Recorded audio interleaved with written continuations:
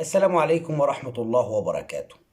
رموز في المنام تدل على تحقيق الأمنيات بسرعة كبيرة جدا بمشيئة الله سبحانه وتعالى.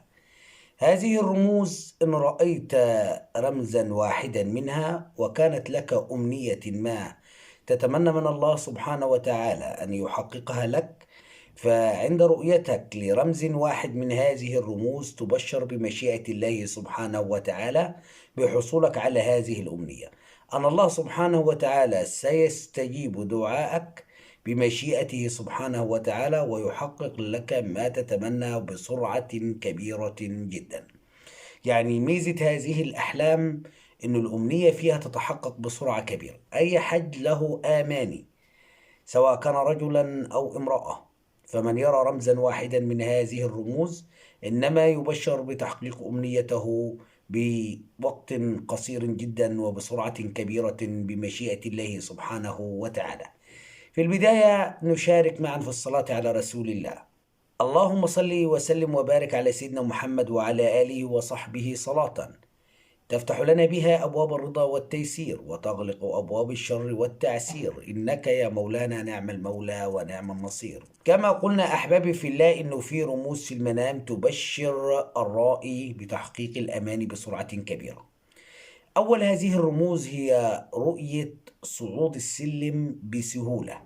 عاوزك تركز معي، لأن رؤية صعود السلم وكان الرائي متعب ومجهد ورأى صعوبة في صعود هذا السلم، فهذه الرؤية لا تبشر بالخير على الإطلاق. ولكن رؤية صعود السلم بسهولة كبيرة جدا والرائي يكون سعيدا ومسرورا ولا يشعر بأي نوع من التعب، وصعد السلم بسهولة كبيرة جدا أو صعد بالأسانسير بسرعة فائقة، فهذه الرؤية تبشر الرائي بتحقيق أمنياته قريبا بمشيئة الله سبحانه وتعالى. الحلم الثاني هو ركوب القطار أو الطائرة وتمشي بسرعة كبيرة جدا. يعني الرائي يشعر في منامه أنه يمشي بسرعة الصاروخ، وأنه لا يتوقف هذا القطار أو هذه الطائرة عن السرعة أبدا، ويصل إلى مكانه سعيدا مسرورا سالما، ويكون في هذه اللحظة يشعر في حلمه أنه وصل بسرعة البرق. فهذه الرؤية تبشر الرائي أو الرائية بسرعة تحقيق أمنيته قريبا بمشيئة الله سبحانه وتعالى. رؤية ركوب السيارة الفخمة الجميلة، هذه الرؤية أيضا من الرؤى المبشرة بتحقيق الأمنيات بمشيئة الله سبحانه وتعالى، وهذه الرؤية إنما تدل وتبشر بتحقيق الأمنيات السريعة والقريبة والعاجلة بمشيئة الله سبحانه وتعالى.